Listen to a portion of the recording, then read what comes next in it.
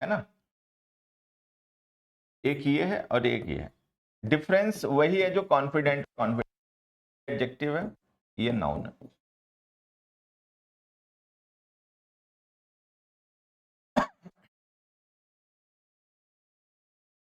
इसका मतलब है relying on other, relying on others. Dependent का मतलब जो दूसरे पर आश्रित हो, दूसरे पर रिलाई करता हो, ठीक है। इंडिपेंडेंट ना हो, डिपेंडेंट हो किसी पे, ठीक है। डिपेंडेंट का मतलब हो गया one who relies on others. मतलब मीनिंग सेम सा है, हिंदी में इन दोनों का मीनिंग सेम सा होता है, बस पार्ट्स ऑफ स्पीच अलग अलग है, ठीक है। हिंदी में अगर हम देखें तो दोनों का मतलब भी आश्रित निकलेगा, इसका मतलब भी आश्रित, इसका मतलब भी आश्रित, बस ये है एडजेक्टिव, ये है नाउन, इतने डिफरेंस है, हिंदी मीनिंग सेम है दोनों के, ठीक है। अब यहां पे देखो आप, ये जो वर्ड हमने लिखा ना बच्चों, ये देयर, ये डिटर्मिनर है। जैसे डिटर्मिनर होता है, माई है, अवर है, योर है, हिज है, हर है, ये क्या होते हैं? डिटर्मिनर्स होते हैं। अब एक चीज बताओ, डिटर्मिनर्स का यूज हम किन के साथ करते हैं, नाउन्स के साथ या एडजेक्टिव्स के साथ? मान लो कोई वर्ड है एक्स, और उस एक्स वर्ड के साथ में हमने कोई डिटर्मिनर लिख रखा है, ठीक है। तो वो जो वर्ड एक्स है वो क्या होगा? नाउन होगा, वर्ब होगा, एडजेक्टिव होगा, एडवर्ब होगा, प्रेपोजिशन होगा, कंजंक्शन होगा, क्या होगा बताओ सभी लोग? किसी वर्ड के साथ में हमने डिटर्मिनर लिख रखा है, तो अगर किसी वर्ड के साथ हमने डिटर्मिनर लिख रखा है तो वो जो वर्ड है वो क्या होगा, उसका पार्ट्स ऑफ स्पीच क्या होगा?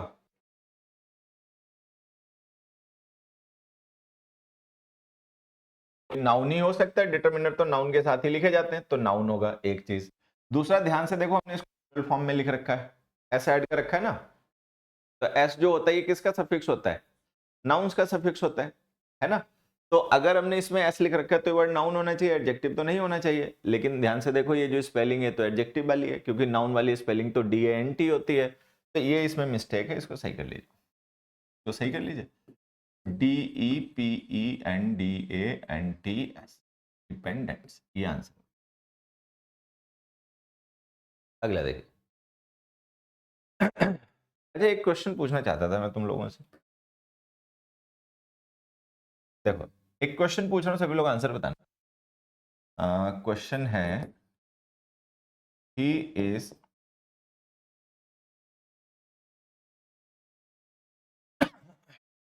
Still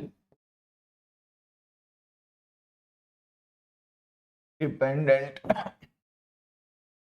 on his parents. ये सेंटेंस बताओ सही है गलत, और अगर गलत तो क्यों गलत? पता है, यहाँ पे देखो ध्यान से, ये जो वर्ड हमने लिखा है ना बच्चों, इसका हमने यूज किया है ही को डिस्क्राइब करने के लिए, उसकी स्टेट बढ़ाने के लिए, ऐसे ही है, ये कॉम्प्लीमेंट है। अब जैसे अगर सेंटेंस में सब्जेक्ट ऑब्जेक्ट बना के लिखना है, तब तो ये कंफर्म है कि नाउन आएगा, एडजेक्टिव नहीं आएगा। लेकिन कॉम्प्लीमेंट एडजेक्टिव भी हो सकते हैं, नाउन भी हो सकते हैं, है ना। तो जैसे यहाँ पे आप देखोगे ना, तो ये वर्ड जो था ये ऑब्जेक्ट था फॉर प्रेपोजिशन का, ये फॉर प्रेपोजिशन थी, है ना। और ये वर्ड इस प्रेपोजिशन का ऑब्जेक्ट था, तो चूंकि ये ऑब्जेक्ट था तो इसको तो नाउन होना ही था। डिटर्मिनर भी लिख रखा था उसके साथ, प्लूरल फॉर्म में भी लिख रखा था उसके साथ, तो नाउन होना था। वो वर्ड जो है ना, वो हमने लिंकिंग वर्ब के बाद में लिखा है। अभी लिंकिंग वर्ब के बाद में लिखा है तो ये कॉम्प्लीमेंट होगा। अच्छा, कॉम्प्लीमेंट नाउन प्रोनाउन एडजेक्टिव दोनों हो सकते हैं। तो अगर हम उसे नाउन मान लें तो क्या समस्या है कि भाई कॉम्प्लीमेंट तो नाउन हो सकता है, तो हम नाउन मान लें तो क्या समस्या है? तो समस्या ये है कि जो कॉम्प्लीमेंट्स होते हैं नाउन होते हैं जब वो, ठीक है, तो अगर कोई सिंगुलर काउंटेबल नाउन कॉम्प्लीमेंट हो तो उसके बाद आर्टिकल लिखना पड़ता है। डिपेंडेंट काउंटेबल नाउन होता है, डिपेंडेंट को जब हम एज ए नाउन यूज करते हैं ना बच्चे, तो ये काउंटेबल नाउन होता है, बिना आर्टिकल के नहीं लिखना चाहिए, तो हमने उसको बिना आर्टिकल के लिख रखा है। अगर एज ए नाउन यूज करना चाहते हैं तो हमें आर्टिकल ए लिखना चाहिए, he is still a dependent. दूसरी चीज, हमें इस पर्सन की आइडेंटिटी नहीं बतानी, हमें इसकी स्टेट बतानी है। स्टेट बताने के लिए एडजेक्टिव यूज किए जाते हैं, नाउन्स नहीं। तो इसीलिए भी हम इसको हटाएंगे यहाँ से, और इसकी जगह लिखेंगे क्या? एडजेक्टिव, जो कि होता है डिपेंडेंट। ये रहा हमारा आंसर। आगे आ जाइए, ध्यान दें सभी लोग, there is a word childlike और there is a word childish. Both words are adjectives, both these words are adjectives.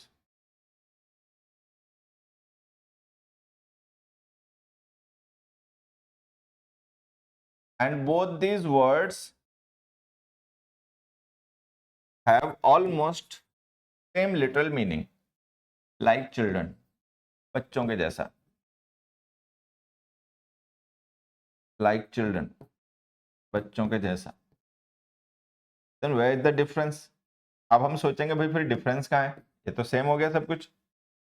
Difference होता ये कि जैसे बच्चे होते हैं, बच्चों में कुछ क्वालिटीज होती हैं अच्छी, इनोसेंट होते हैं, ट्रुथफुल होते हैं,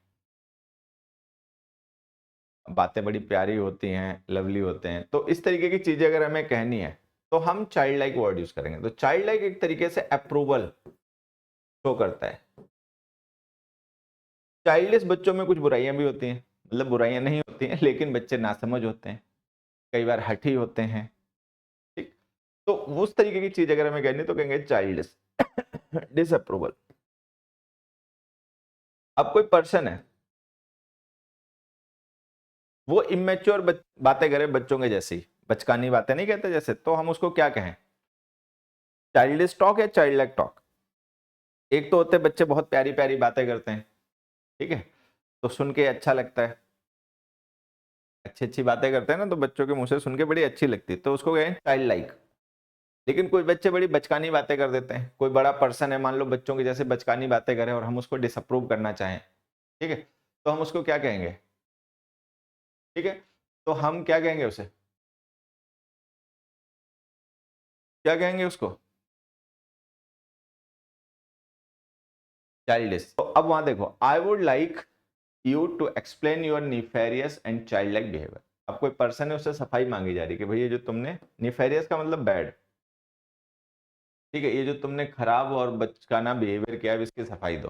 तो अगर हम निफेरियस एडजेक्टिव के साथ में जोड़ रहे हैं तो निफेरियस जो वर्ड होता है ये नेगेटिव मीनिंग का होता है, तो इसके साथ में अगर हम किसी वर्ड को जोड़ रहे हैं तो वो भी नेगेटिव मीनिंग का ही होगा.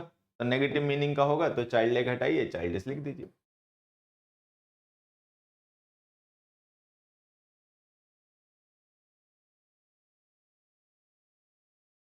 तो ये हमारा आंसर हो गया. I would like you to explain your nefarious and childish behaviour. Childish का मतलब बचकाना बिहेवियर, जिसमें सेंस की कमी हो, ठीक है, समझ की कमी हो, जिद्दीपन हो, ऐसा.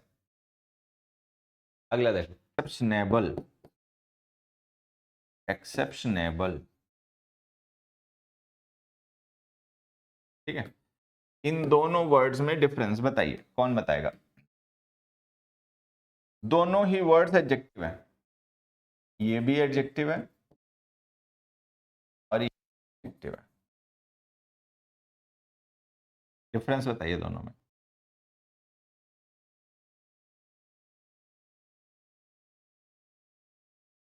एक्सेप्शनल, एक्सेप्शनेबल.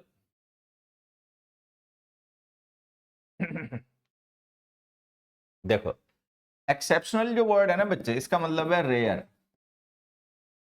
अनयूजुअल, असामान्य, ठीक है, something which is extraordinary, something which is not very common, which is rare, unusual.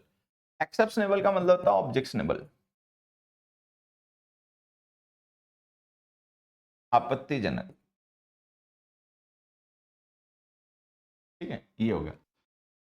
अब वहां पे देखिए हम क्या कहना चाह रहे होंगे कि जो ऑब्जेक्शनेबल सर्कमस्टांसेस होते हैं उन्हीं में प्रमोशन मिलता है, या कोई रेयर अनयूजुअल सिचुएशन है, मान लो कोई एक ऐसी परिस्थिति है जो एक्स्ट्रा ऑर्डिनरी है, तो उसमें प्रमोशन मिलेगा. तो ऑब्वियस सी बात है, अगर हम यहाँ पे समझना चाहें तो हमें जो मीनिंग चाहिए होगा वो रेयर या अनयूजुअल चाहिए होगा, कि रेयर सर्कमस्टांसेस में ही फर्स्ट ईयर में प्रमोशन मिलता है, नहीं तो नहीं मिलता. ठीक है, तो ये एक्सेप्शनेबल है ना, इसे हटा देते हैं और इसकी जगह लिख देते हैं एक्सेप्शनल.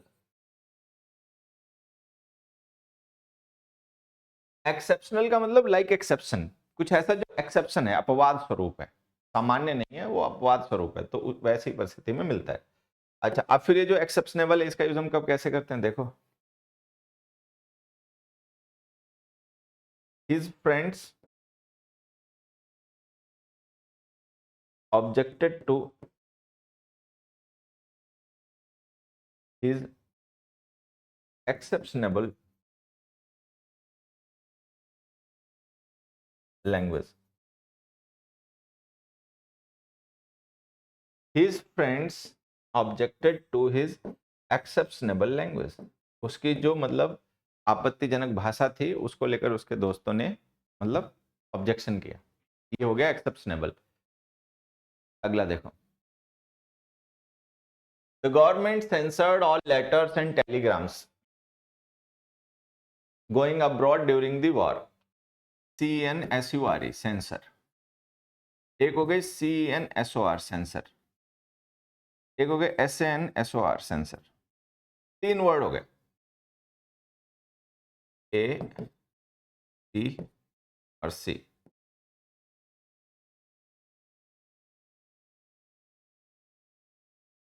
ये जो है ये वर्ब है, ये जो है ये भी वर्ब है, ये जो है नाउन। अब हमें इनके मीनिंग समझने हैं, इनके मीनिंग क्या होते हैं। तो देखो, CENSURE सेंसर का मतलब होता है टू क्रिटिसाइज, किसी को पब्लिकली बड़ा स्ट्रांगली क्रिटिसाइज करना, किसी को क्रिटिसाइज करना पब्लिकली स्ट्रांगली, ये हो गया सेंसर करना। ठीक, CENSURE सेंसर का मतलब होता है टू एग्जामिन, किसी चीज को जांचना कि उसमें कुछ भी ऐसा तो नहीं जो ऑब्जेक्शनेबल हो, ऐसा तो नहीं कुछ गलत हो। जैसे आपने देखा होगा सेंसर बोर्ड होता है, तो सेंसर बोर्ड होता है वो मूवी को क्या करता है, सेंसर करता है। कोई भी मूवी बनती है, ठीक है, तो मास मीडिया का मीन्स होता है। अब मूवी में क्या मैसेज है, कैसे सीन है, कैसे दृश्य हैं, तो उसको पहले सेंसर बोर्ड देखता है, उसको एग्जामिन करता है। फिर सेंसर बोर्ड को लगता है कि हाँ भाई ठीक है, पब्लिक में ये मूवी दिखाई जानी चाहिए या मतलब इतना आपत्तिजनक नहीं है, तो उसको पास कर देता है सेंसर बोर्ड। नहीं तो उसमें कुछ करेक्शन करवाता है कि भाई ये सीन काटो, ये बदलो, ये ऐसा करो, वैसा करो। ठीक है, तो ये हो गया सेंसर। सेंसर करना मतलब इस तरीके का जो लिटरेचर होता है, डॉक्यूमेंट्स होते हैं, उनको एग्जामिन करना। ठीक, तो वो हो गया सेंसर। जैसे सेंसर बोर्ड होता है, आप समझ सकते हैं। SENSOR सेंसर का मतलब हो गया दैट कैन सेंस, जो सेंस कर सके, चीजों को समझ सके। सेंसर्स नहीं लगे होते हैं मॉल वगैरह में जाते हैं तो वहां पे सेंसर वाले गेट होते हैं, आप जैसे ही पहुंचोगे अपने आप ऑटोमेटिकली खुल जाएगा, वो सेंस कर लेता है कि कोई पर्सन आ गया। ठीक है, तो वो एक अलग वर्ड हो गया। अब वहां देखो, the government censored all letters and telegrams. Government ने क्या किया होगा, जो लेटर्स और टेलीग्राम्स हैं उनको क्रिटिसाइज किया होगा, ठीक है, या उनको एग्जामिन करती होगी, एग्जामिन करती होगी ना। तो यहाँ पे जो हमने वर्ड लिखा है ना, इसकी स्पेलिंग गलत हो गई, CENSORED। The government censored all letters and telegrams, government ने सारे लेटर्स और टेलीग्राम्स को सेंसर कर दिया कि भाई देश से बाहर अगर आपको टेलीग्राम या कोई भी टेलीग्राम देश के अंदर भी एक दूसरे को भेज रहे हो तो गवर्नमेंट उसकी जांच करेगी, गवर्नमेंट उसकी निगरानी करेगी किस तरीके का मैसेज भेजा जा रहा है। कुछ ऐसा तो नहीं है जो देश के खिलाफ हो, कुछ ऐसा तो नहीं है जो मतलब उत्पात मचाने के लिए हो, इस तरीके से। उनके मीनिंग बताना। DISSENT, dissent. ठीक है, एक। दूसरा DECENT, डिसेंट। तीसरा DESCENT, डिसेंट। अभी जो तीनों वर्ड्स हमने लिखे ना बच्चों, आप एक बार ये बताएं कि ये तीनों वर्ड्स क्या हैं।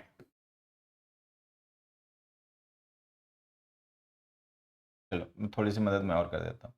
ये जो डिसेंट वर्ड है, ये जो ऊपर लिखा हुआ है, ठीक है, ये वर्ब भी होता है और इसका नाउन भी होता है।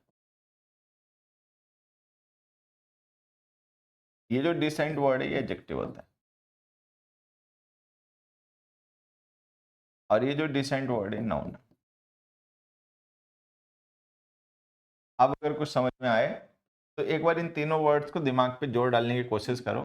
देखो क्या ये वर्ड जो हैं इनके मीनिंग्स या इनका यूज आप तीनों का पता हो, तीन में से किसी एक का पता हो, दो का पता हो, तो बताइए।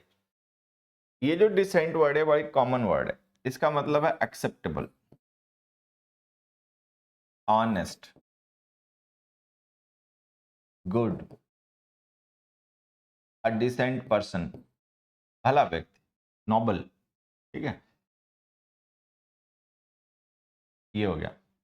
ऊपर जो डिसेंट लिखा है उसका मतलब है डिसएग्रीमेंट। डिसएग्री वर्ब भी होती है, ठीक है, डिसएग्री वर्ब है और डिसएग्रीमेंट नाउन है, तो हो गया डिसएग्रीमेंट। ये जो डिसेंट लिखा हुआ है इसका है डाउनवर्ड स्लोप,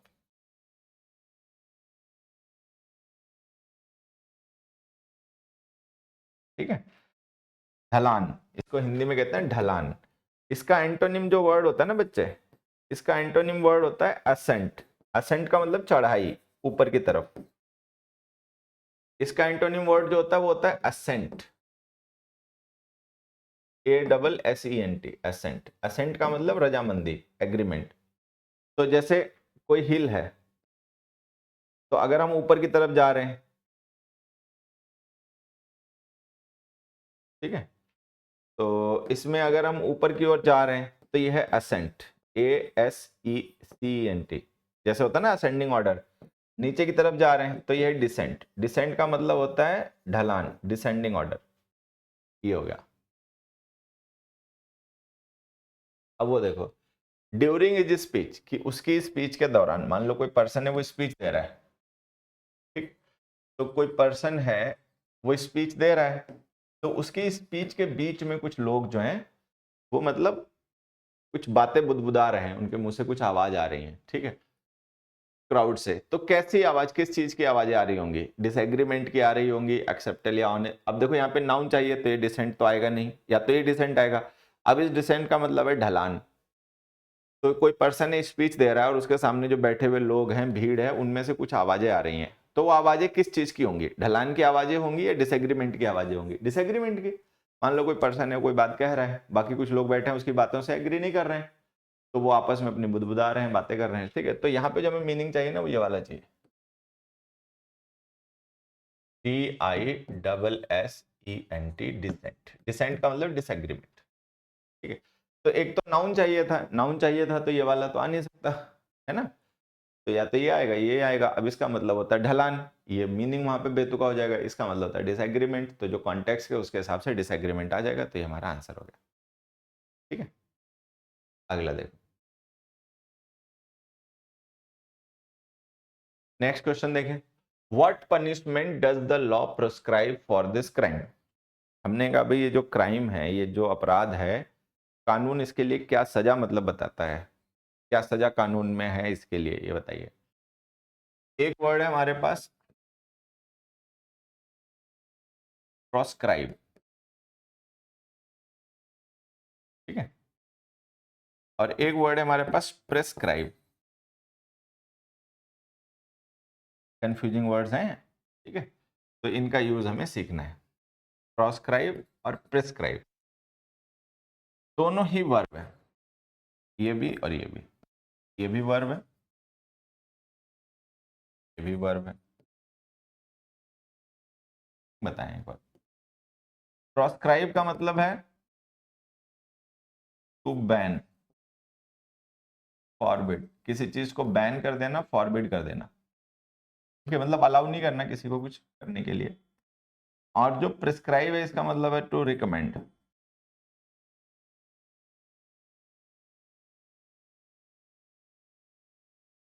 इसका मतलब है टू रिकमेंड, कि कुछ रिकमेंड कर देना,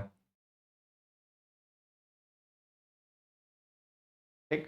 जैसे डॉक्टर होता है ना, प्रेस्क्रिप्शन लिखता है, हम डॉक्टर के पास जाते हैं कंसल्ट करने के लिए, तो डॉक्टर हमें प्रिस्क्रिप्शन देता है कि भाई ये दवा खाओ, इतने टाइम खाओ, इतना रेस्ट करो, तो वो होता है प्रिस्क्रिप्शन। प्रिस्क्रिप्शन का मतलब समथिंग प्रेस्क्राइब्ड। प्रिस्क्रिप्शन का मतलब क्या हो गया? समथिंग प्रिस्क्राइब्ड, तो वो प्रेस्क्रिप्शन हो गया। अब वो है प्रोस्क्राइब। प्रोस्क्राइब का मतलब है बैन करना, किसी चीज को अलाउ नहीं करना, ठीक है। उसकी नाउन फॉर्म होती है प्रोस्क्रिप्शन, की होती है प्रोस्क्रिप्शन,